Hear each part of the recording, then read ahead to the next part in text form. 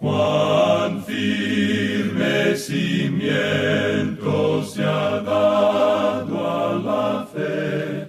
Le presentamos A través de la Biblia, un análisis de la Biblia libro por libro que nos ayudará a crecer espiritualmente. Estos estudios fueron diseñados por el Dr. J. Vernon McGee, destacado maestro y expositor de la Biblia. Acompáñenos en este fascinante recorrido a través de la Biblia. La palabra de Dios. Continuamos hoy, amigo oyente, nuestro extenso recorrido por el libro de Éxodo y llegamos al capítulo 23. Leamos el primer versículo. No admitirás falso rumor, no te concertarás con el impío para ser testigo falso. Cuídese de lo que habla, amigo oyente. Esta es la regla de conducta de Dios. El que chismea es tan malo como un asesino, un ladrón o un adúltero.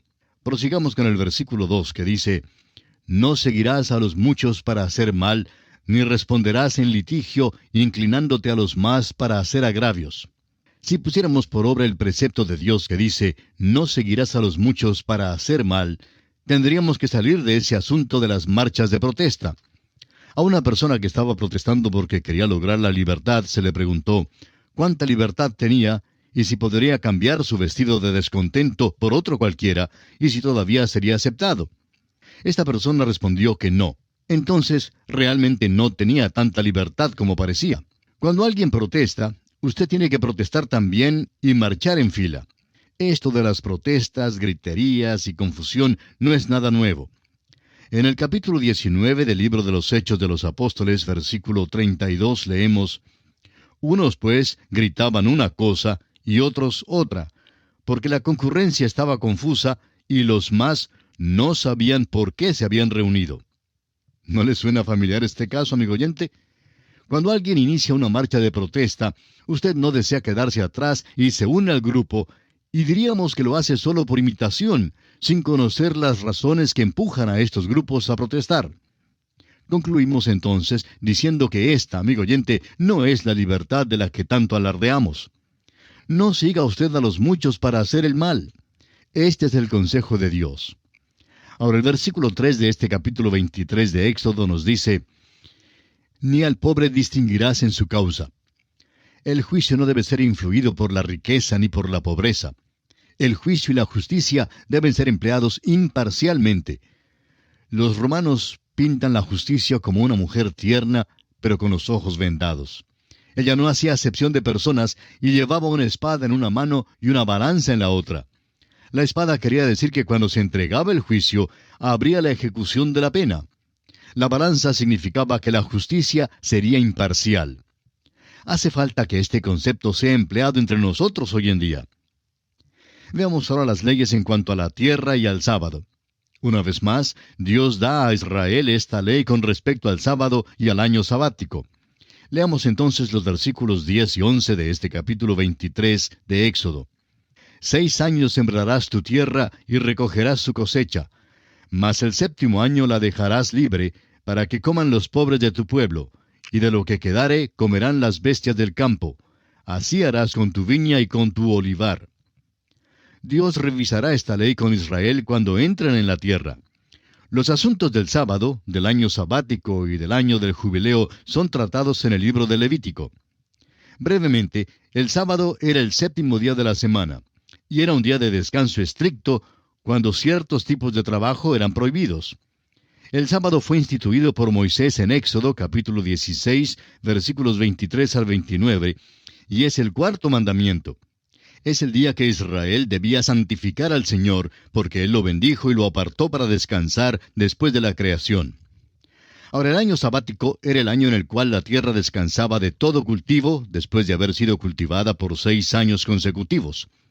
De esta observancia, Israel debía aprender que la tierra no servía tan solo para el provecho del género humano, sino que también era del Señor quien se la dio y se la continuaría dando si se esforzaba en guardar su pacto. El año del jubileo también se llama el año de libertad. Debía ser santificado cada 50º año y debía proclamarse a Israel la presencia compasiva y bondadosa de su Dios. Los hebreos que habían sido forzados a venderse a la esclavitud eran libertados. La tierra que tuvo que ser vendida era devuelta a sus dueños originales. Era un año de redención. Veamos ahora en los versículos 14 al 17 tres fiestas nacionales en este capítulo 23 de Éxodo. 3 veces en el año me celebraréis fiesta. La fiesta de los panes sin levadura guardarás. 7 días comerás los panes sin levadura, como yo te mandé, en el tiempo del mes de Abib, porque en él saliste de Egipto. Y ninguno se presentará delante de mí con las manos vacías. También la fiesta de la siega, los primeros frutos de tus labores, que hubieres sembrado en el campo, y la fiesta de la cosecha a la salida del año, cuando hayas recogido los frutos de tus labores del campo. 3 veces en el año se presentará todo varón delante de Jehová el Señor. 3 veces durante el año todos los varones hebreos debían comparecer delante de Jehová en Jerusalén. Había 3 fiestas que debían ser celebradas. Primero, la fiesta de la Pascua. En segundo lugar, la fiesta de Pentecostés. Y en último lugar, la fiesta de los tabernáculos. La fiesta de la Pascua fue instituida en memoria de la preservación de Israel de la última plaga que fue enviada por Dios contra la tierra de Egipto y de su liberación de aquella tierra de servidumbre. La fiesta de Pentecostés no tiene ninguna aparente significación histórica, pero era celebrada al fin de la siega de los granos tardíos. Las primicias de la siega eran ofrecidas al Señor en agradecimiento por su bondad para con ellos. La fiesta de los tabernáculos tenía lugar después de la cosecha de los frutos. Era en conmemoración de la redención de Israel de la tierra de Egipto, y recibió su nombre del hecho de que durante la celebración los hijos de Israel habitaban en tabernáculos. Encontramos ahora promesas e instrucciones con respecto a la conquista de Israel de la tierra prometida. Antes de que entraran los israelitas en la tierra prometida, Dios les dio ciertas leyes para guiarlos en la tierra. Leamos en Éxodo 23 los versículos 20 y 21. He aquí yo envío mi ángel delante de ti para que te guarde en el camino y te introduzca en el lugar que yo he preparado. Guárdate delante de él y oye su voz. No le seas rebelde, porque él no perdonará vuestra rebelión, porque mi nombre está en él. Siempre ha surgido la pregunta en cuanto a quién es este ángel. Otras escrituras dan luz en cuanto a la respuesta. El apóstol Pablo, por ejemplo, en su primera carta a los Corintios capítulo 10, versículo 4, dice, «Y todos bebieron de la misma bebida espiritual, porque bebían de la roca espiritual que los seguía, y la roca era Cristo». Luego en los versículos 9 y 10 de este mismo capítulo 10 de Primera a los Corintios, el apóstol Pablo continúa diciendo, «Ni tentemos al Señor, como también algunos de ellos le tentaron y perecieron por las serpientes. Ni murmuréis como algunos de ellos murmuraron y perecieron por el destructor». Es el Señor Jesús a quien debían obedecer. Es definitivamente Él quien está en la mira aquí. Se nos dice que cuando los israelitas entraran en la tierra, se encontrarían allí con un enemigo. La tierra estaba llena de los amorreos, los heteos, los fereceos, los cananeos, los heveos y los jebuseos. Dios dijo a Israel que Él intentaba quitar al enemigo de la tierra por causa de su pecado. Ahora el Señor les dice en el versículo 27 de Éxodo 23, «Yo enviaré mi terror delante de ti, y consternaré a todo pueblo donde entres, y te daré la cerviz de todos tus enemigos». Dios está diciéndole a los israelitas que Él va a ponerlos en la tierra, y va a hacer que la tierra sea de ellos. Luego Dios les dice en los versículos 32 y 33 de Éxodo capítulo 23, «No harás alianza con ellos ni con sus dioses. En tu tierra no habitarán, no sea que te hagan pecar contra mí sirviendo a sus dioses, porque te será tropiezo». Los hijos de Israel no debían hacer ningún pacto con los habitantes de la tierra ni con sus dioses. Josué se equivocó al hacer un pacto con los gabaonitas. Él creía que ya el enemigo había sido quitado de la tierra y no investigó lo suficiente. Ahora, esta equivocación condujo a Israel hacia la idolatría, a servir a otros dioses. El resultado de esta desobediencia fue la cautividad babilónica. Ahora, Israel pudo haberse ahorrado mucha tristeza si no hubiera hecho pactos con el enemigo y con sus dioses. Y aquí concluye el capítulo 23 del libro de Éxodo. Y entramos ahora al capítulo 24. En este capítulo estudiaremos que el Señor llama a Moisés a subir al monte. Los hijos de Israel prometen la obediencia. La gloria de Dios aparece y Aarón y Hur quedan encargados durante la ausencia de Moisés. El capítulo 24 de Éxodo concluye la sección en cuanto a la legislación social que principió en el capítulo 21. Ahora hemos notado que la ley de Moisés abarca mucho más que los 10 mandamientos breves. Hemos notado también que la esfera de la legislación social cubre mucho más terreno. Leamos pues el versículo 1 de este capítulo 24 de Éxodo. Dijo Jehová a Moisés: Sube ante Jehová, tú y Aarón, Nadab y Abiú, y 70 de los ancianos de Israel, y os inclinaréis desde lejos. Dios mandó a estos hombres a subir al monte, pero aun a estos que gozaban de un puesto bastante singular en aquel entonces, se les ordenó a adorar desde lejos. Cuán diferentes son las cosas bajo la ley a lo que lo son bajo la gracia. Cuán diferente es su situación ahora a la de aquella situación cuando Dios estaba guiándolos por el camino desde Egipto sobre alas de águilas de la gracia.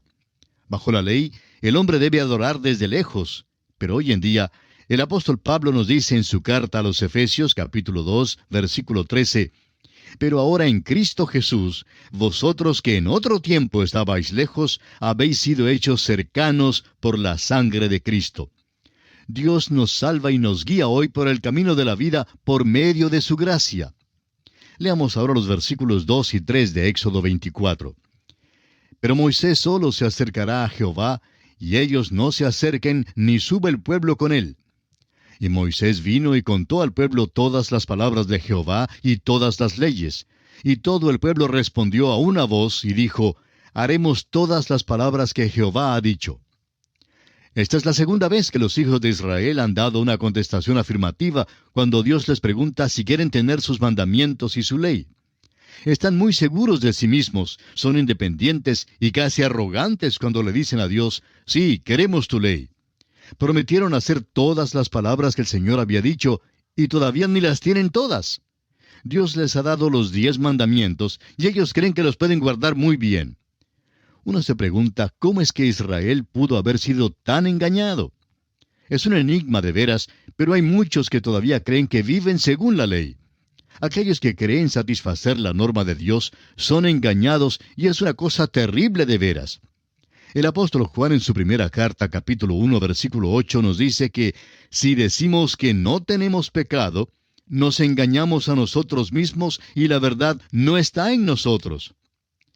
Rara vez engaña usted a sus vecinos y quizá no engaña a su esposa o esposo, ni a sus amados, pero es muy posible que se engañe a sí mismo. Si usted dice que no peca, se engaña y la verdad no está en usted.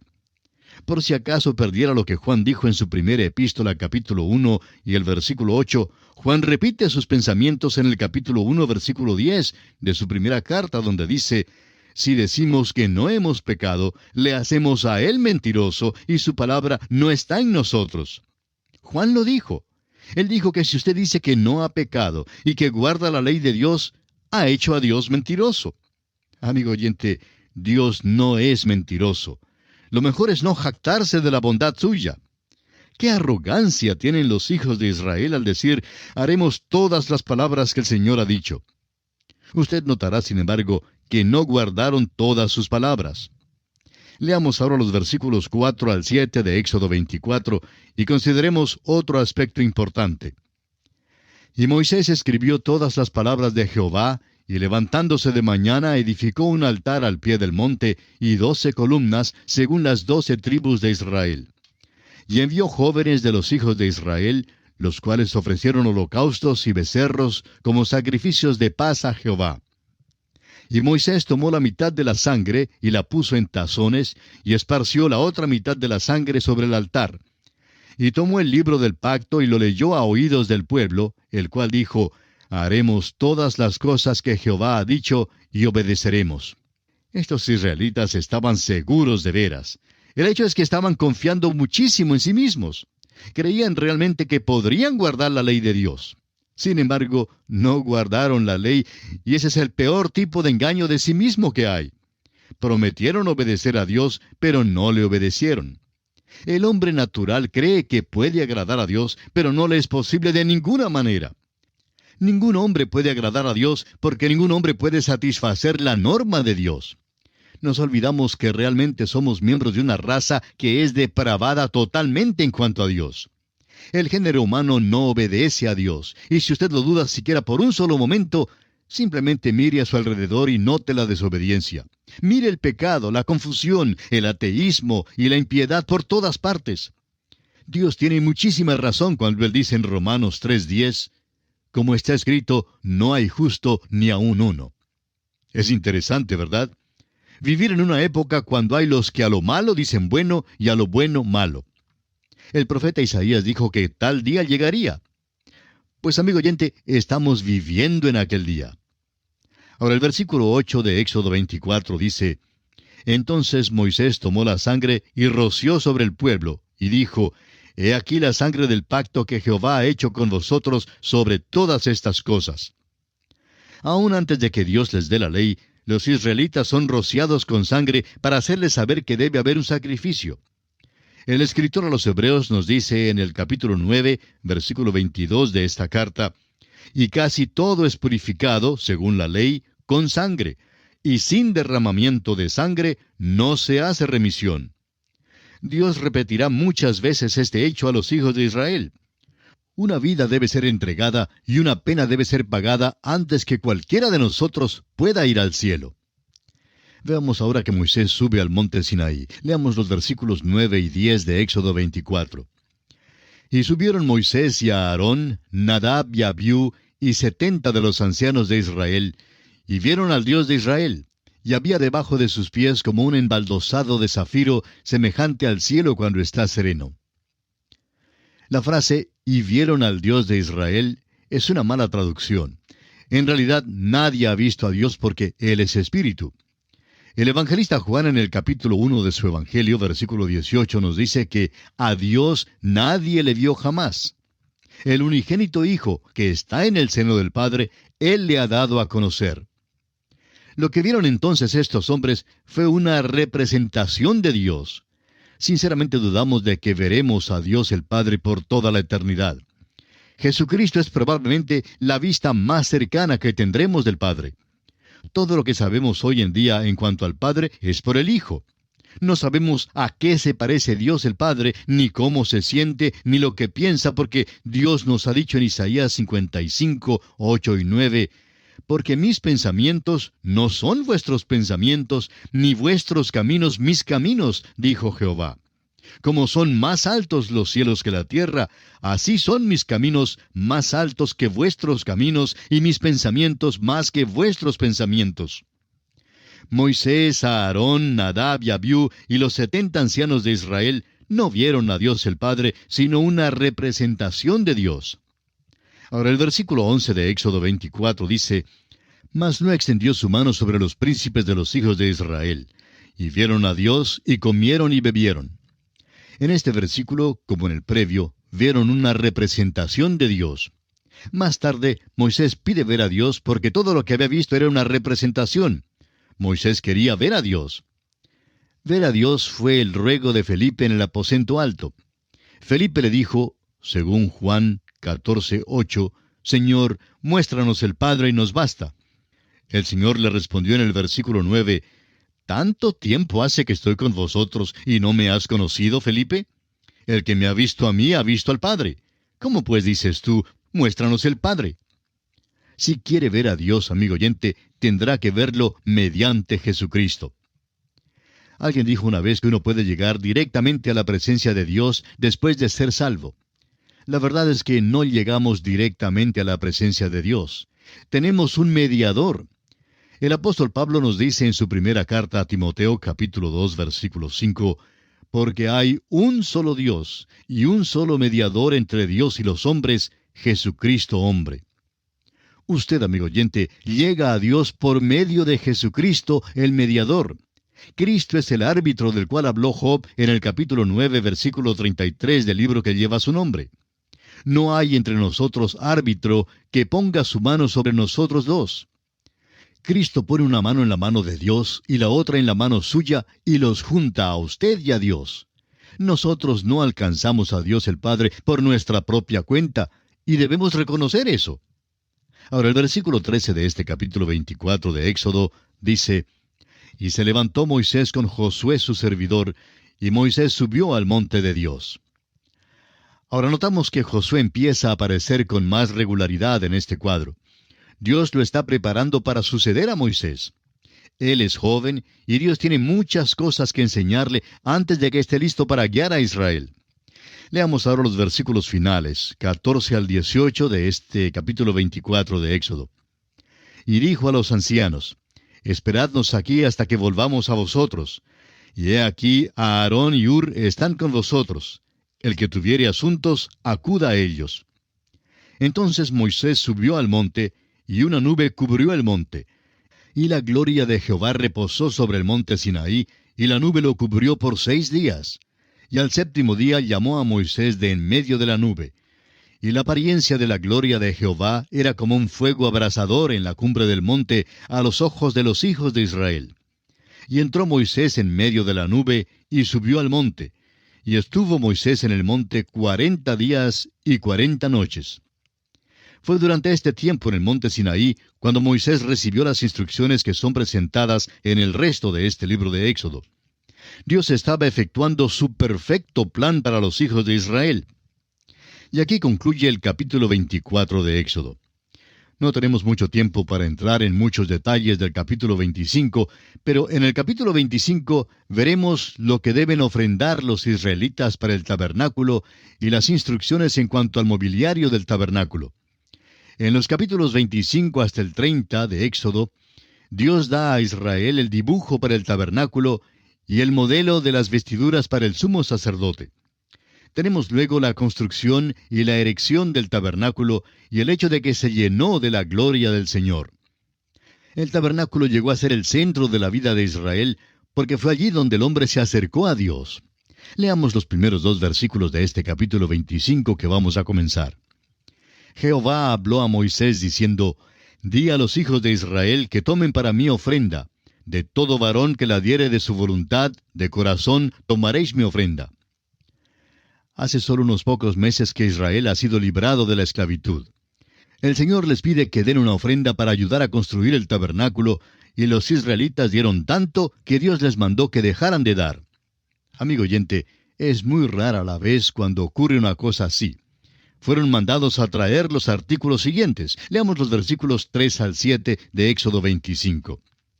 «Esta es la ofrenda que tomaréis de ellos: oro, plata, cobre, azul, púrpura, carmesí, lino fino, pelo de cabras, pieles de carneros teñidas de rojo, pieles de tejones, madera de acacia, aceite para el alumbrado, especias para el aceite de la unción y para el incienso aromático, piedras de ónice y piedras de engaste para el efod y para el pectoral».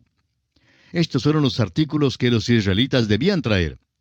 Ahora, ¿de dónde consiguieron estas cosas? Usted recordará que Israel acababa de ser librado de la servidumbre y que estas cosas fueron parte de su salario retrasado de unos 400 años que cobraron a su salida de la tierra de Egipto. Usted recordará que Éxodo 12:36 nos dice, «Y Jehová dio gracia al pueblo delante de los egipcios, y les dieron cuanto pedían, así despojaron a los egipcios». Cuando Israel salió de Egipto, llevaron con ellos una riqueza tremenda. Se ha estimado que solo los materiales utilizados en la construcción del tabernáculo tenían un valor equivalente a unos $5 millones.